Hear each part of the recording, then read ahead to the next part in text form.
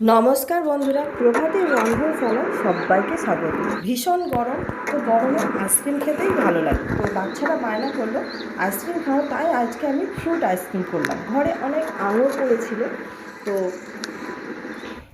সেই ফ্রেশ আঙুর দিয়েই আজকে আমি আইসক্রিম করব। আঙুরগুলো আমি একদম সতেজ, একদম ফ্রেশ আঙুর, কোনো শুকনো ভাব নেই। তো ধুয়ে নিয়েছি। এরপর একটা মিক্সিং বলে আমি আঙুরগুলো সব দিয়ে দিচ্ছি। দিয়ে চিনি দেবো। আঙুরে যেহেতু একটু টক থাকে, তাই চিনিটা একটু বেশি দিতে হবে। চিনি এই পেস্টের সঙ্গে দিয়ে দিলেই ভালো, যাতে একসঙ্গে চিনিটা গুলে যাবে।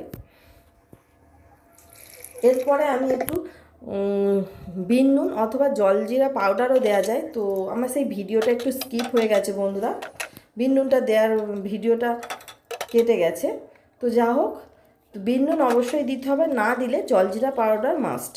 দুটোর মধ্যে যে কোনো একটা দেবে। পেস্ট করে নিয়ে আমি রসটা সব ছেঁকে নেব, এই ছিবড়েগুলো সব ফেলে দেব। এই ফ্রুট আইসক্রিমটা খুবই সহজ। তো কফির যে কাপ হয়, যে বিয়ে বাড়িতে খাই, সেই তিনটের কাপ নিয়েছি। কফির কাপে ডালিমের দানাগুলো দিয়ে দিয়েছি। লাল লাল ডালিমের দানা, দেখতে খুব সুন্দর লাগবে ফ্রুট আইসক্রিমটা।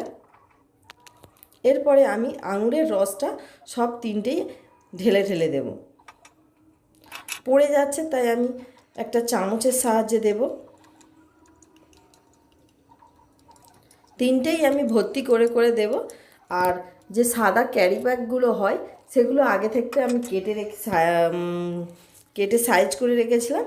ছোট করে কেটে রেখে আর একটা গার্ডার দিয়ে এয়ার টাইট করে দেবো তিনটেই। দিয়ে আর মাঝখানে একটু ফুটো করে দিয়ে আমি একটা স্টিক লাগিয়ে দেবো তিনটেতেই, যাতে আইসক্রিমটা ধরে খেতে সুবিধা হয়। এই আইসক্রিমের রেসিপিটা খুবই সহজ। তো কার কার এরম ঘরের আইসক্রিম খেতে ভালো লাগে আমাকে কমেন্ট করো বন্ধুরা। 10 ঘন্টা ফ্রিজে রেখে দিয়েছি।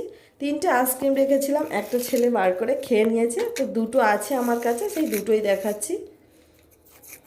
কাগজটা আমি ছিঁড়ে দিলাম। দেখো বন্ধুরা, আইসক্রিম একদম পারফেক্ট বসেছে। আর একদম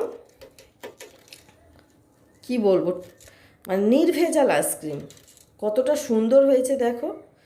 তো এইসব আইসক্রিম খেতে কার কার ভালো লাগে কমেন্ট করো। আর নতুন কোনো আইসক্রিম তৈরির দেখতে চাইলে আমাকে কমেন্ট করে লিখে পাঠাতে পারো।